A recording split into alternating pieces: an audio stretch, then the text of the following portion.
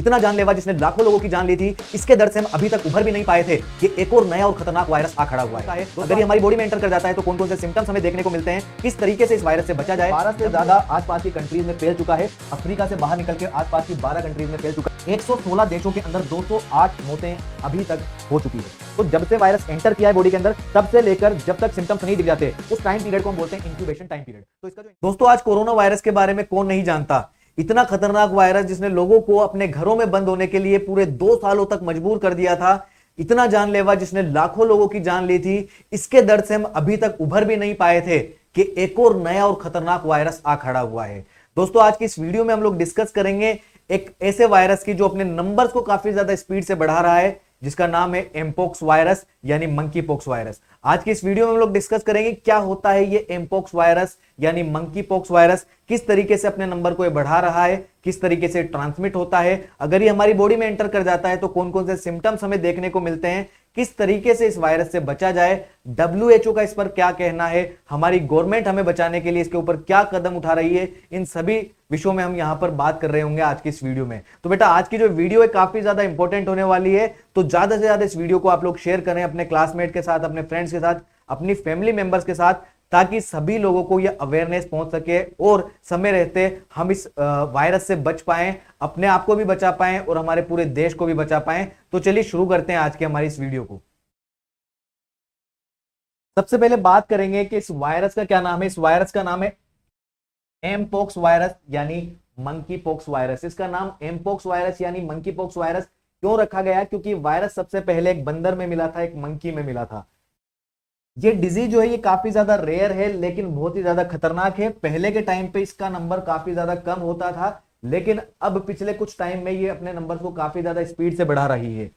First time पे जब इस वायरस को देखा गया था, 1958 की बात है, जब अफ्रीका के डेमोक्रेटिक रिपब्लिक ऑफ कोंगो, वहां पर यह वायरस सबसे पहले पाया गया था। इस वायरस की फैमिली की अगर बात करें तो ऑर्थोपॉक्स वायरस ये फैमिली है इस वायरस की, जो कि काउपॉक्स या स्मॉल पॉक्स की वायरस की फैमिली भी यही है। अब एक ही महीने के अंदर, पिछले कुछ टाइम में एक ही महीने के अंदर ये 12 से ज्यादा आसपास की कंट्रीज में फैल चुका है। अफ्रीका से बाहर निकल के आसपास की 12 कंट्रीज में फैल चुका है, जिनके अंदर कुछ यूरोपियन कंट्रीज भी है, सऊदी अरेबिया है एंड फिलीपीन है। तो आप देख पा रहे हैं कि कितनी स्पीड से ये अपना नंबर बढ़ा रहा है। और अगर हम बात करें, एमपोक्स ने अब तक 1 लाख के आसपास केसेस दे चुके हैं, मतलब इतने ज्यादा इंफेक्शन इसके देखने को मिले हैं। 116 देशों के अंदर 208 मौतें अभी तक हो चुकी है। तो बड़ा ही खतरनाक वायरस है ये, आप लोगों को आइडिया इससे लग पा रहा होगा। चलिए अब हम बात करते हैं कि WHO का क्या कहना है इसके ऊपर, हमारा देश जो इंडिया है वो क्या कदम उठा रहा है। सबसे पहले बात करते हैं WHO की। तो WHO के जो डायरेक्टर जनरल हैं मिस्टर टेड्रोस, उन्होंने इसको पब्लिक हेल्थ इमरजेंसी डिक्लेयर कर दिया है, जो कि बहुत ज्यादा बड़ी बात है।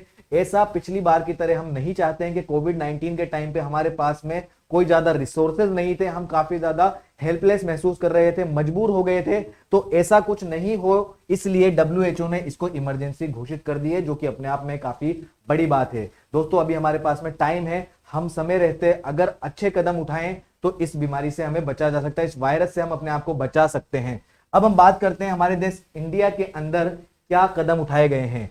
तो मिस्टर PK मिश्रा जो हैं, प्रिंसिपल सेक्रेटरी हैं प्राइम मिनिस्टर के, उन्होंने पिछले संडे एक मीटिंग कंडक्ट की है और उस मीटिंग के अंदर एमपोक्स से रिलेटेड बात की है। क्या बात की है? ऑफिशियल से उन्होंने पूछा कि क्या कोई केसेस है इंडिया के अंदर। तो फिलहाल बेटा, फिलहाल अभी तक ऐसे कोई केसेस नहीं है, लेकिन इन फ्यूचर आगे भविष्य के अंदर ऐसा कुछ ना हो, कोविड-19 के जैसे केसेस ना आए, तो इसलिए इन्होंने दिल्ली के अंदर 3 ऐसे हॉस्पिटल्स को एस्टेब्लिश किया है जो आगे क्वारंटीन के लिए काम में आएंगे। वो आगे हम स्लाइड में डिस्कस करेंगे। ओके, चलिए अब हम बात करते हैं क्यों ये वायरस इतना ज्यादा खतरनाक है। तो देखो, इसके जो वेरिएंट हैं, ये मतलब 2 टाइप का है ना, सीधी भाषा में समझें तो इसके 2 वेरिएंट हैं, यानी 2 टाइप्स हैं। एक है क्लेड 1 और दूसरा है क्लेड 2। जो क्लेड 1 है, क्लेड 1, इसके सिम्टम्स ज्यादा खतरनाक होते हैं। मतलब अगर ये बीमारी हमें हो जाए तो इसके सिम्टम्स कोई देख करके बता सकता है कि भाई तेरे को क्या हो गया, इतना खतरनाक। मतलब इसके सिम्टम्स आगे हम लोग पढ़ेंगे। स्किन के ऊपर लैशेज हो जाते हैं, चकत्ते बन जाते हैं, जैसे आपने चेचक के टाइम पे पढ़ा था। इजीली डिटेक्टेबल मतलब कोई भी देख करके बता सकता है कि ये बीमारी बड़ी खतरनाक है, इजीली दिख सकती है। Our immune system is not ready to fight, ये इतनी खतरनाक है कि हमारा इम्यून सिस्टम इससे अभी लड़ने के काबिल ही नहीं है, तैयार ही नहीं है, तो ये बीमारी बड़ी खतरनाक है। अगर हम बात करें फेटेलिटी रेट की कि कितने लोगों की मौत होती है, तो 10% फेटेलिटी रेट है। अगर 10 लोगों को होगा तो उनमें से एक की जान जाएगी, जो कि कम से कम 7 गुना ज्यादा खतरनाक है कोविड से। तो आप सोच सकते हैं कोविड 19 वाले वायरस से भी ये 10 गुना, कम से कम 7 गुना, तो इजीली 10 गुना ज्यादा खतरनाक तो हो ही सकता है। ठीक है, क्लेड 2 के बारे में बात करते हैं, जहां पर इसके सिम्टम्स ज्यादा खतरनाक थे, इसके सिम्टम्स हल्के होते हैं। ये मतलब इजीली डिटेक्टेबल नहीं है, समझ में नहीं आएगा। ये इजीली डिटेक्ट हो सकता है, देख करके हम बता सकते हैं किसी इंसान को है, लेकिन ये वाला जो है क्लेड 2, इसको हम इजीली डिटेक्ट नहीं कर सकते हैं, पता नहीं लगेगा किसी को है या नहीं है। हमारी बॉडी इससे फाइट कर सकती है, तो हो सकता है हम बच भी जाएं। और इसकी फर्टिलिटी रेट की बात करें तो 1% है, मतलब 100 में से एक व्यक्ति की मृत्यु होगी इस केस में, तो खतरनाक तो है। चलिए अब आगे बात करते हैं हम सिम्टम्स की। अगर ये वायरस हमारी बॉडी में एंटर कर जाए तो कौन कौन से लक्षण हमें देखने को मिल सकते हैं, कौन कौन से सिम्टम्स हमें देखने को मिलते हैं। तो सबसे पहले बात करेंगे इंक्यूबेशन टाइम की। क्या होता है इंक्यूबेशन टाइम? तो इसका जो इंक्यूबेशन टाइम है वो 7 to 14 डेज है, यानी 1 हफ्ते से लेकर के 2 हफ्ते तक तो सिम्टम्स का हमें पता ही नहीं चलेगा, उसके बाद दिखने लगेंगे। अब बात करते हैं अर्ली सिम्टम्स। जो स्टार्टिंग के सिम्टम्स हैं, जब वायरस एंटर करेगा तो उसे 7 से 14 दिन तक हमें क्या दिखाई देगा, देखते हैं।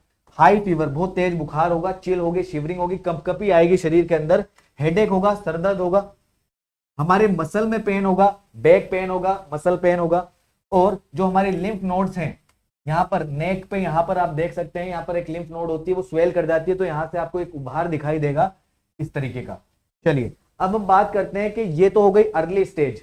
लेटर स्टेज के अंदर आपको क्या सिम्टम्स दिखाई देंगे? देखिए आपकी स्किन के ऊपर इस तरीके के रेशेस बन जाएंगे, ऐसे चकते बन जाएंगे। जो पहले के जो लोग हैं वो जानते हैं, पिछले जो बीमारी थी चेचक, उस टाइम पे इस तरीके के चकते बना करते थे। अब हम बात करते हैं कि जो रेशेज हैं इनकी भी स्टेजेस होती है। अब हम जानते हैं क्या स्टेजेस होती है। देखिए स्टार्टिंग में हमारी स्किन बिल्कुल फ्लैट होती है ना, तो सिर्फ इसके ऊपर एक रेडनेस आएगा, यहां पर आप देख पा रहे हो ये रेडनेस आएगा। ठीक है, इसके बाद में सेकंड स्टेज जो है इस पे हल्का सा उभार बनेगा, स्किन आपकी थोड़ी ऊपर की तरफ आ जाएगी, जिसको हम बोलेंगे पेप्यूल्स। फर्स्ट वाली स्टेज को हमने बोला मैक्यूल्स, सेकंड स्टेज को हमने बोला पेप्यूल्स, और इसके बाद में थोड़ा सा और उभार हो जाएगा, जिसको हम बोलेंगे वेसाइकल। वेसाइकल का मतलब होता है वैसे राउंड शेप का, है ना, गोल, तो ऐसा थोड़ा राउंड हो जाएगा और उभार उसमें आ जाएगा। फिर आएगी पस्चल्स। पस्चल स्टेज जो है, इसके अंदर आपकी स्किन के अंदर जो पस है वो पस यहां से बाहर निकलेगी, और स्केप जो लास्ट स्टेज है उसके अंदर आप देख पा रहे हो बहुत बड़ा एक गड्ढा बन जाएगा। तो ये एक रेशेस की बात है, अगर इसे मल्टीपल हो गए, वो 1 से लेकर थाउजेंड्स तक हो सकते हैं, तो आप सोच सकते हैं कि आपकी स्किन उस टाइम पे किस तरीके की दिखाई देगी। अगर आपको इनमें से कोई भी सिम्टम दिखाई दे तो आपको तुरंत डॉक्टर को बताना है, डॉक्टर से कंसल्ट करना है। ऐसा ना हो कि कहीं बहुत देर हो जाए और ये सिम्टम्स इस तरीके का रूप ले लें। ओके, ये सिम्टम्स ऐसे हैं कि हमें पता भी नहीं चलेगा, हम नॉर्मल वायरल फीवर उसको समझेंगे, वायरल हेडेक समझेंगे, और हो सकता है कि ये वायरस हमारी बॉडी के अंदर एंटर कर गया हो। चलिए अब हम बात करते हैं ट्रांसमिशन की, कि किस तरीके से वायरस एक जगह से दूसरी जगह में जाता है, या यूं कहें कि एक इंसान से दूसरे इंसान में, या एक जानवर से दूसरे इंसान में जाता है। चलिए अब हम बात करेंगे इस वायरस की। वायरस फैलता कब है? देखो इसको कुछ कंडीशन चाहिए, वायरस को फैलने के लिए कुछ कंडीशन चाहिए। वो कंडीशन ये है कि या तो वहां पर अंधेरा हो, डार्कनेस हो, वहां पर थोड़ी सी ह्यूमिडिटी मतलब नमी भी हो, उसके अंदर थोड़ा सा टेम्परेचर कम हो मतलब कूल हो, वो थोड़ा गर्म ना हो, और इनएनिमेट चीजें या नॉन लिविंग चीजों के ऊपर ये भी ये ग्रो करता है। हमने पढ़ा था कोविड 19 नॉन लिविंग चीजों पे ज्यादा टाइम तक नहीं रह सकता था, लेकिन ये जो वायरस है हमारा एमपोक्स वायरस, ये उससे भी ज्यादा खतरनाक है। ये 15 दिनों तक नॉन लिविंग चीजों के ऊपर जिंदा बने रह सकता है। सोचिए अगर आप मान लीजिए किसी एक लोकल ट्रेन में गए और वहां पर आज से 10 दिन पहले कोई ऐसा इंफेक्टेड पर्सन बैठा था जिसकी बॉडी के ऊपर ये एमपोक्स वायरस था, तो आज के टाइम पे अगर वो आपकी बॉडी में चला गया तो वो एक्टिवेट हो सकता है। तो आप सोचिए कितना ज्यादा खतरनाक ये हो सकता है। अब हम बात करते हैं इसके और ट्रांसफर मोड के, है ना, मोड ऑफ ट्रांसमिशन के। तो मान लीजिए कि ये मंकी है, अगर ये इन्फेक्टेड है और अगर आपने इसको छुआ, टच किया, डायरेक्ट कांटेक्ट किया, तो आपकी बॉडी में एंटर कर सकता है वायरस। इसके अलावा अगर किसी इन्फेक्टेड पर्सन को आप टच करते हो तो भी आपकी बॉडी में जाएगा। अगर मान लीजिए कोई ऐसा पर्सन है जिसको वो बीमारी है और वो छींकता है, खांसता है, और उसके माउथ से जो ड्रॉपलेट्स निकलेगी जो बूंदे निकलेगी वो भी अगर आपकी बॉडी में जाती है तो आपको वो डिजीज हो सकती है। इसके अलावा कॉन्टेमिनेटेड आइटम्स, मान लीजिए कि पेन है, किसी इन्फेक्टेड पर्सन ने आकर के लिया, उसको टच करा, इस पे वायरस लग गया, अगर मैं इसको छूता हूं, अगर मेरी बॉडी में चला गया तो मेरे को भी हो जाएगा। तो वो सभी चीजें जो एक इन्फेक्टेड पर्सन ने छुई है उन सब से भी वो वायरस आपकी बॉडी में जा सकता है। इसके अलावा अनप्रोटेक्टेड सेक्सुअल इंटरकोर्स के थ्रू ये वायरस आपकी बॉडी में एंटर कर सकता है। अब हम बात करते हैं कि मान लीजिए अनफॉर्चुनेटली किसी भी तरीके से वो वायरस हमारी बॉडी के अंदर चला गया, तो इस केस में अब हमें क्या करना चाहिए? तो देखिए, सबसे पहले तो अपने आप को आप आइसोलेट कर लो। आपने कोविड-19 के टाइम पे भी देखा था कि जिन भी लोगों को ये वायरस हो रहा था उसको हम लोग सेपरेट कर देते थे, अलग कर देते थे, घर के अंदर एक कमरे के अंदर उसकी सभी चीजें वहां पर अलग रख दी जाती थी ताकि वो वायरस और ज्यादा फैले ना। तो यहां पे भी हमें ये काम करना पड़ेगा, आइसोलेट कर लीजिए अपने आप को, अलग कर लीजिए। घर के अंदर है तो बिल्कुल अलग हो जाइए। इसके अलावा भीड़ भाड़ वाली जगह पर आप नहीं जाइए। हो सकता है कि वहां पर कोई वायरस हो जो आपको लग जाएगा, हो सकता है आप में वायरस है तो वहां चल जाएगा, है ना। तो क्योंकि आप इन्फेक्टेड हैं तो ऑब्वियस सी बात है इस भीड़ को भी आप ले जाकर के फैला दोगे, तो ये अच्छी बात नहीं है। ठीक है, आगे बढ़ते हैं। आप अपनी बॉडी को सैनिटाइज करते रहें, टाइम टाइम पे जो चीजें आप टच कर रहे हैं उसको सैनिटाइज करते रहें ताकि वायरस अपने नंबर्स को ना बढ़ा पाए। और दूसरी चीज, आप स्प्रे एनिमल से दूर रहें।